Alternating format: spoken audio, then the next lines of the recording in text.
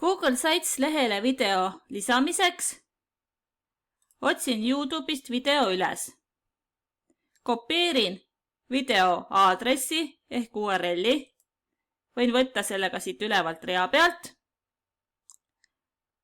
Lähen Google Sites lehe peale.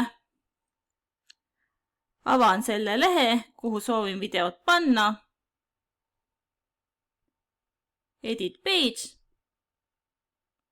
Siin on mul vorm, vajutan selle vormi ees Enterit. Siis see vorm liigub natuke allapoole.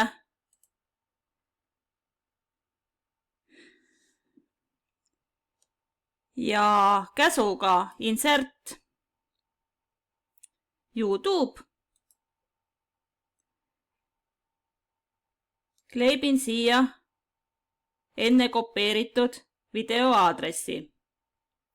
Siin nüüd on video suurus, et kui suured seda videot kuvatakse, võin valida suurema suuruse.